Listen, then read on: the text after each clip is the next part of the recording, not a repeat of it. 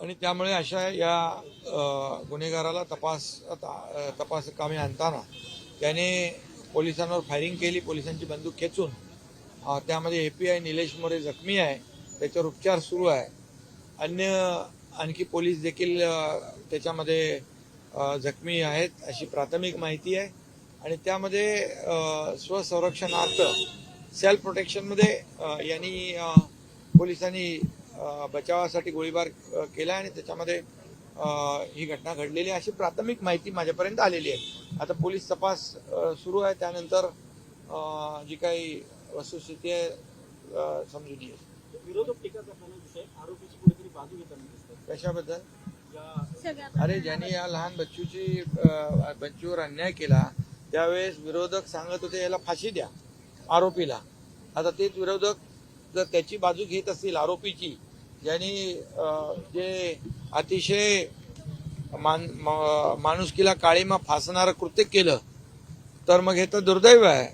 आणि म्हणून अशा प्रकारच्या आरोपीची बाजू घेणं हे निंदाजनक आहे. त्याचा निषेध करावा तेवढा थोडा आहे. त्यांचं म्हणणं आहे की कुठेतरी संस्था चालक होते, त्यांना मागे घालण्यासाठी याचं एन्काउंटर करण्यात आलेलं आहे असं वडेट्टीवार आणि नाना पटोले म्हणतात. नाही, आता विरोधी पक्षाला काही बोलायचा अधिकार आहे विरोधामध्ये. आज पोलीस एक जखमी आहे API दर्जाचा, त्याचं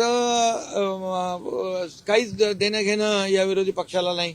जे पोलीस लॉ अँड ऑर्डरसाठी, कायदा सुव्यवस्था राखण्यासाठी आपला जीव धोक्यात घालून काम करतात, जे सणावाराला रस्त्यावर उन्हात पावसात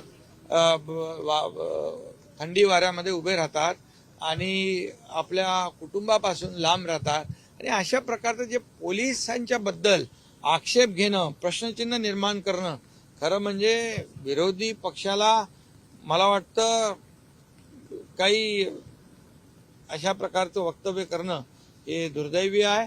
आणि खरं म्हणजे पोलिसांनी जे या ठिकाणी स्वतःच्या बचावासाठी किंबहुना जी काही घटना घडली त्याला फेस करण्यासाठी जी कारवाई केलेली आहे त्याचा तपास होईल, चौकशी होईल आणि ते पुढच्या गोष्टी समोर येतील. निवडणुकीला डोळ्यासमोर ठेवून ही कारवाई केली असा देखील आरोप केला जातो. निवडणुकीला डोळ्यासमोर ठेवून ही कारवाई झाली असा देखील एक आरोप होतो. त्यांच्या पायाखालची वाळू सरकली आहे. मुख्यमंत्री माझी लाडकी बहीण योजनेने त्यांचे झोप उडवलेली आहे. ते बिचारलेत आणि म्हणून त्यांना पराभव दिसू लागला है, म्हणून ये सगळे आरोप उलट-सुलट करतायत.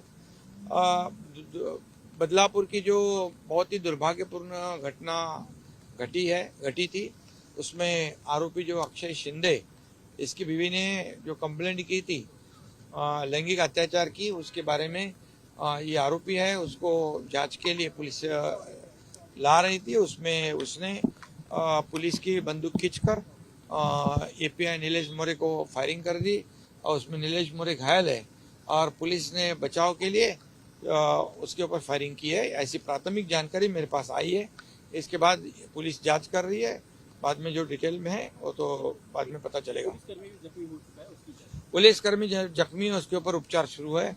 उसको अच्छे उपचार होनी चाहिए, ऐसी सूचनाएं मैंने अभी सभी को दी है. विपक्ष के नेता इस पर टीका कर रहे हैं कि ये जानबूझकर किया गया क्योंकि ये विपक्ष के नेता पहले कह रहे थे, जो छोटी बच्ची के ऊपर अन्याय हुआ था, अत्याचार हुआ था, तब कह रहे थे कि अक्षय शिंदे को फांसी लगाओ, अक्षय शिंदे को फांसी होनी चाहिए.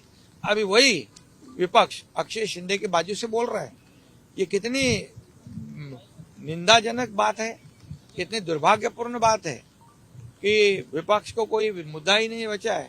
विपक्ष के पैरों तले जमीन खिसक चुकी है और विपक्ष की नींद हराम हो गई है, क्योंकि मुख्यमंत्री लाडली बहन योजना ने उनकी नींद खराब कर दी है और उनको उनकी हार नजर आ रही है, इसलिए ऐसे अनाप शनाप आरोपों कर रहे हैं.